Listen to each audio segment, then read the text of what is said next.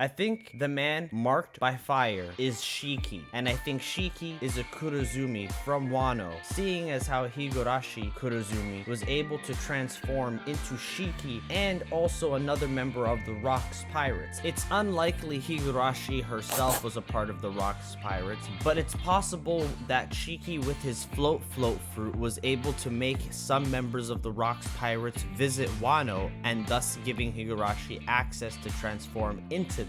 And the Wano saga ended with Hiyori stating that black charcoal wouldn't be called Kurozumi if it wasn't meant to be burned. The ending of Wano possibly teased the return of Shiki into the main story through the wordplay of Odin's famous song that Odin wouldn't be Odin if it wasn't meant to be boiled, and we know how that goat went out. Wano was beautiful from start to finish. Shiki had a 20-year plan he offered Roger to be a part of after the events of God Valley 38 years ago. We saw Shiki talking to Whitebeard about the Roger era being over, and I believe he was also talking to Crocus on the cover of chapter 641. And we know Linlin had Katakuri, Heat, and Daifugu, who would have been around 10 years old around the time of the events of the God Valley incident. Fast forward 11 years where Shiki had a steering wheel planted inside of his head by the Goat D Roger himself. Later breaks out of Impel Down, so what if Shiki was from Wano traveling around the world, but Shiki could be connected to the Kurozumi clan, connecting Killer to the Golden Lion from a previous short that I made, since Killer could be a Three-Eyed Tribe member himself, and Shiki may have knew about the power of the Three-Eyed Tribe members before Linlin even got to smash Pudding's dad. This could even be foreshadowed by Lola herself splitting off and starting her own pirate crew, the Rolling Pirates, all to be able to speedrun the Grand Line and get the ancient weapon that Roger had access to. Shanks lost to Marshal D. Teach and printed the scar he gave him on his flag that he hands out to the One Piece world. Why? Because Shanks is warning the world of the sleepless monster that is Blackbeard. The fade was so flagrant that Shanks' crew started a rumor that people from Winter Islands don't sleep. We know everything sleeps in One Piece, like cyborgs and dead people like Brook. So how did Luffy tell this to Sanji on Drum Kingdom? Because this was a rumor Luffy heard during his childhood from Shanks on Fuchsia Village. We later hear from Dalton on Drum Kingdom that the Blackbeard pirates deposed Wapple's father as king and then skirted off with the W, leaving Wapple in charge. We know Blackbeard didn't have the Yami Yami no Mi or his pirate crew during this clash, so Blackbeard and Shanks may have clashed on an island in the New World protected by Whitebeard. Let me know where you think Shanks lost, and subscribe for more e-girls in your life, and hit the bell. It helps both of us out.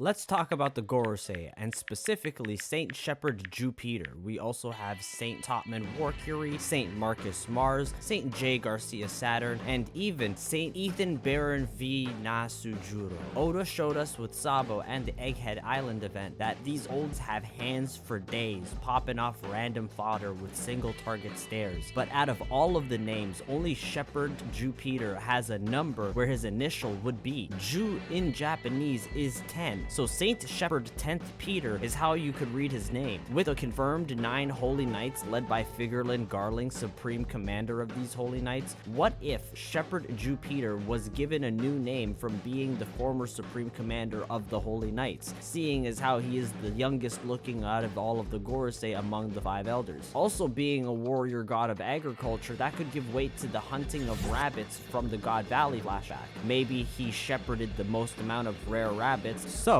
let's talk about every prison breakout in One Piece. Let me cook. First, it started off with Shiki, who cut off his own legs to stand on the blades that he wields. That level of commitment can only be found in the strongest of men. Prior to getting the get back for Roger against Garp and Sengoku solo, this man started World War I by himself. Next, we have Crocodile, who was not only broken out of Marine Penitentiary by the GOAT Chibi Golden Week, but also the GOAT Luffy himself during his prison break-in to save Ace, the greatest tasting donut of all time. I believe the prison breakout next that we'll get is Doflamingo, who's currently in Impel Down level 6. The earthquakes felt around the world, it could create an avenue for the newest member of Cross Guild to crawl himself through the tunnels of Impel Down like Andy Dufresne at the end of Shawshank Redemption. Since losing Magellan as warden and establishing Bon Clay as the new queen of Impel Down level 5.5, Impel Down is just Impel Down bad at this point. Shanks was a swordsman as a child, but so was Buggy, and they were roughly the same age. I don't think Shanks's griffin was with him to his adult age. Though its origins and rank are unknown, Griffin is quite powerful and durable, being capable of clashing with Edward Newgate's Murakumogiri, one of the 12 supreme grade blades, and after imbuing it with Busosho Kohaki, but not to the point of hardening it, it could block Sakazuki's magma punch without being damaged. It's possible Shanks had 2 griffins throughout his lifetime, as depicted on his Jolly Roger, where we see 2 blades behind the scar that Blackbeard gave him. So it could mean one of 2 things. 1. Shanks was a 2-sword style user, which doesn't seem likely, because that's inconsistent with his younger youth. Or 2. Shanks had a griffin that broke and that he replaced with another sword so then he could handle his imbued hockey blasts a lot better, seeing as how he could shut down an admiral from miles away. Blackbeard can teleport with his Yami Yami no Mi, Let Me Cook. Chapter 1059 shows us Blackbeard raiding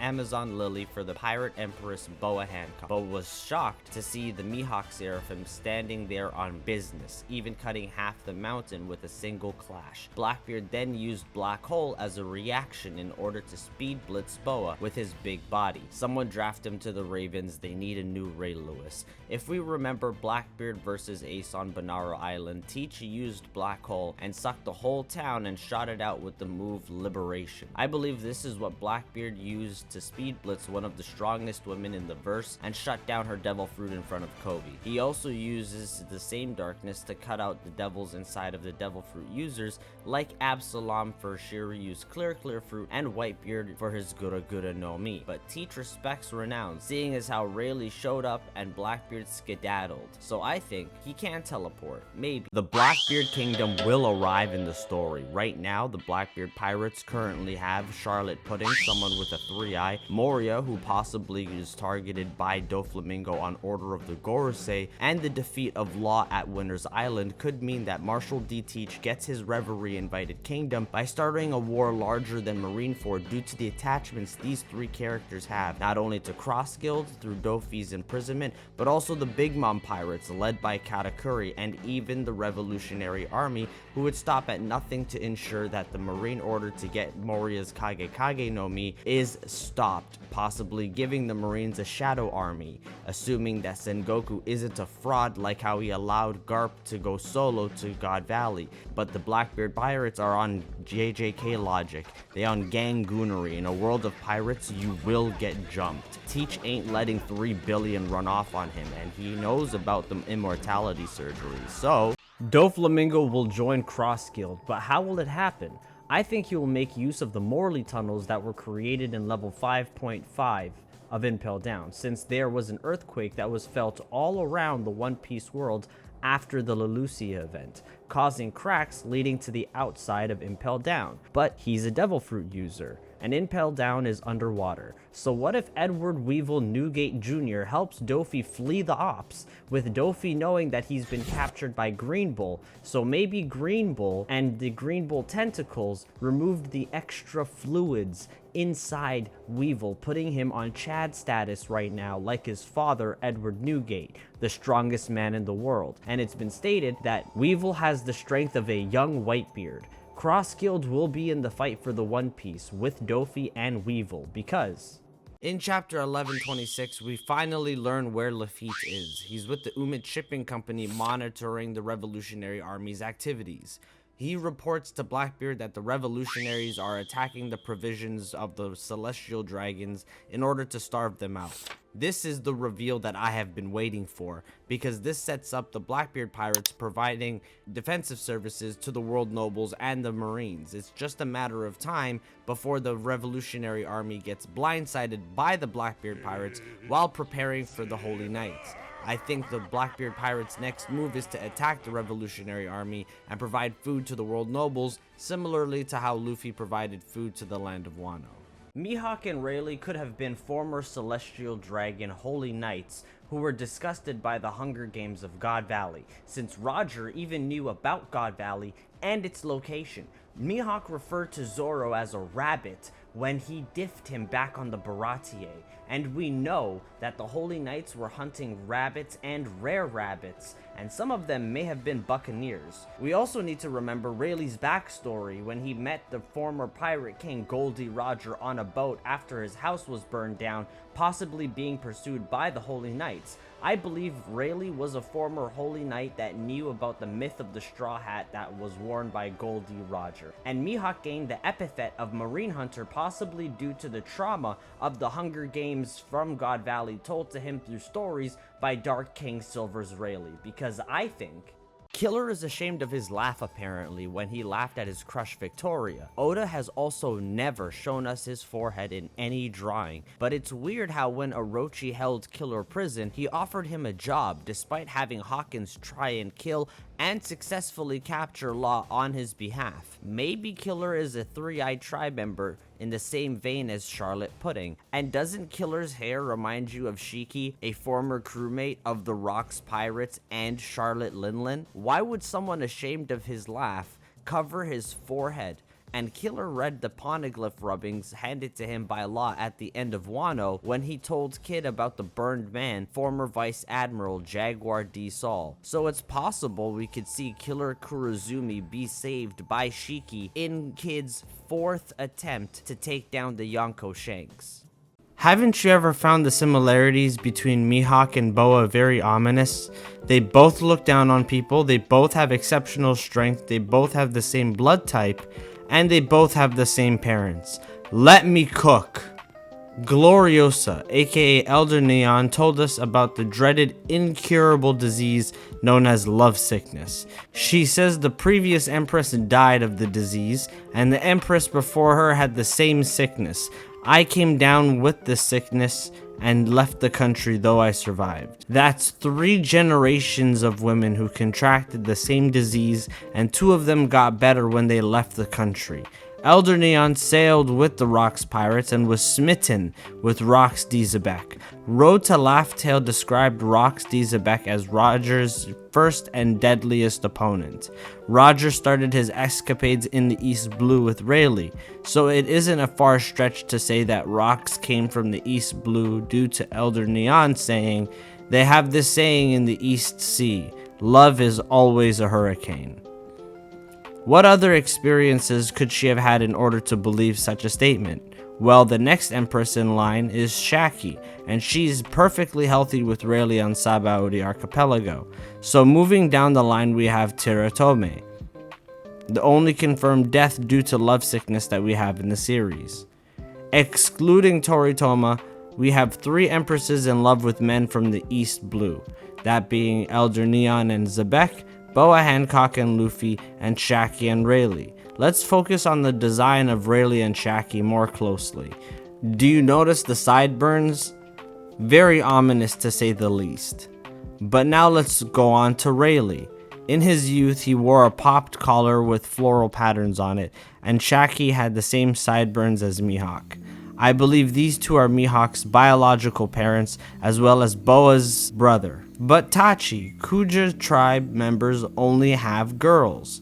Really? It seems more like a myth than reality if you ask me. In our real-life Amazonian myths, male babies were born but they were left behind and abandoned in order to get stronger. So I don't know how much stock we can put into myths like that. Currently in canon, Mihawk and Boa are 13 years split apart from each other. So let's look at the One Piece timeline to see if these events line up. Mihawk being 43 years old now means he was 14 years old at Roger's execution, and Boa would have been 4 years old. Boa and her sisters were saved by Fisher Tiger when she was a child and returned home to Amazon Lily, only to be saved by Rayleigh years later when Blackbeard attacked. She's resting on Rayleigh's leg, for God's sake. If that doesn't scream dad vibes, I don't know what else does. For a country that hates men, they seem to accept Rayleigh quite fondly. Hancock would have been born when Rayleigh was still traveling with the Roger Pirates. With how he is, I could easily see him pulling a Yasopp and abandoning the child on Amazon Lily with Shiki being a former pirate as well, it's fair to assume that Rayleigh left Boa in the hands of Shiki when she came back to Amazon Lily. Especially after what happened with Porcus D. Rouge and Porcus D. Ace, they may have decided it was for the best that Hancock remained fairly unknown, potentially even to Hancock herself. That would explain why her and her sisters don't look alike at all. They all have different parents. It would also explain why they may not have known that she's been kidnapped. It would also explain why Neon took them in as well. Oda also revealed what the gender-bent Shichibukai would look like, and Hancock looks almost exactly like Rayleigh, while Mihawk looks almost exactly like Shiki. Mihawk is a Kuja tribe boy, and if we're following the Amazon motif from real life, then Mihawk was abandoned at birth on an unspecific island to grow up. Shanks is an absolute monster of a Yonko. From the way that he walked onto Whitebeard's ship and all of the fodder were passing out left and right, we can probably presume that Shanks' hockey levels is probably on the same scale as Saint J. Garcia. Seeing as how Saint J. Garcia popped out of that black magic circle and a random marine had his head completely popped off, Shanks could probably do that same level of hockey mastery. We learn from Rayleigh that all hockey include an invisible force that is either being projected or interpreted. Shanks even put the fear of God in Kaido after a single hockey clash, while at the same time warning the world of Blackbeard's true power by printing the scar that Blackbeard gave him on his Jolly Roger for the world to understand that hockey is above all things. Because did you know that throughout all of the confirmed bounties in One Piece, the highest captain-vice captain duo in all of the pirate crews of the series currently belongs to